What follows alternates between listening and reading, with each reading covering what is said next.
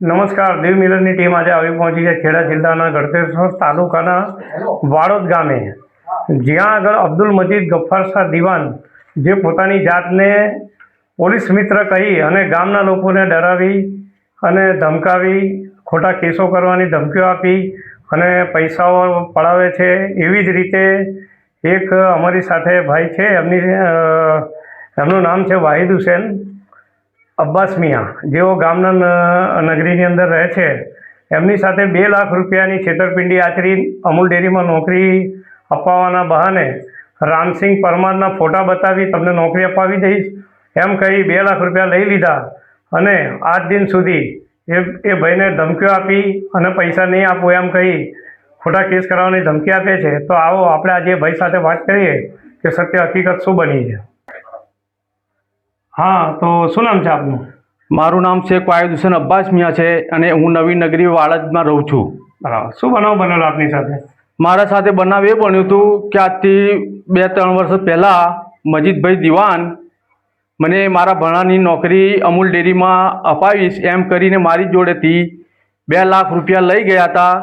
તે રેકોર્ડિંગ મારી જોડે મોજૂદ છે અને રામસિંહભાઈ પરમારનું નામ લીધેલું અને ધારાસભ્ય યોગેન્દ્રસિંહ પરમાર બકાભાઈનું નામ લીધેલું ને સોળા સાહેબ પરમારનું બી નામ લીધેલું. તે કે એ લોકો જોડે મારે ઘરેલું સંબંધ છે અને તમારી નોકરી તમને હું અપાઈ દઈશ, મને 2 લાખ રૂપિયા આપો તો હું તમારી નોકરી અપાઈ દઈશ. ને એમનું સંબંધ મારી જોડે બહુ સારું છે ને તમારી નોકરી પાકી.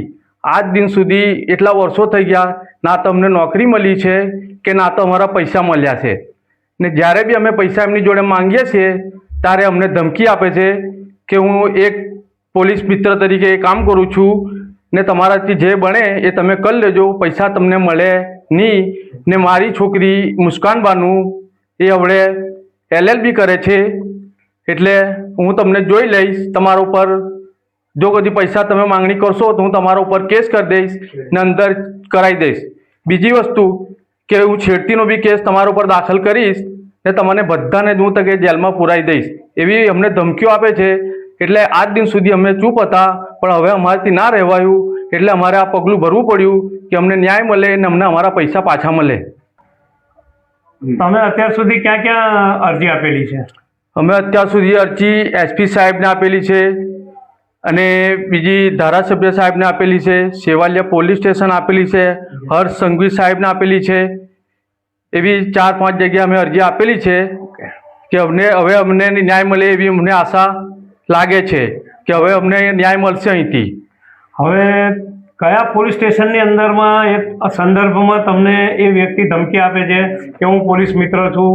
સેવાલિયા પોલીસ સ્ટેશનની ધમકી આપે છે અમને કે સેવાલિયા પોલીસ સ્ટેશનમાં મારે ચાલે છે ને હું પોલીસ મિત્ર તરીકે કામ કરું છું, એટલે સેવાલિયા પોલીસ સ્ટેશનની અમને ધમકી આપે છે. ઓકે.